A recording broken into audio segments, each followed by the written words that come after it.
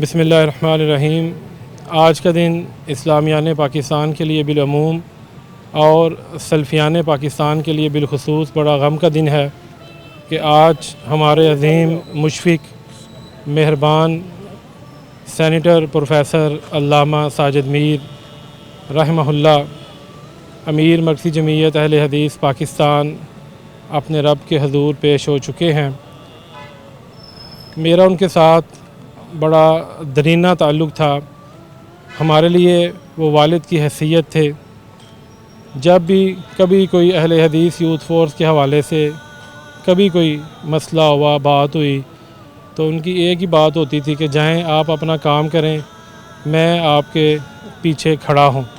اہل حدیث youth force کو، ان نوجوانوں کو، اپنے ان بیٹوں کو وہ جماعت کا ہراول دستہ قرار دیتے تھے۔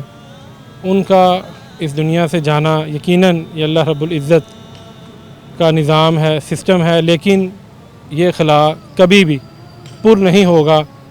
بلکہ میں نے گزشتہ دنوں ان کے ساتھ بیرون ملک کا سفر کیا تو مجھے یوں محسوس ہوا کہ جیسے میں کسی ایسے شخص کے ساتھ سفر کر رہا ہوں جس کا تعلق اسلام کے خیر القرون سے ہے۔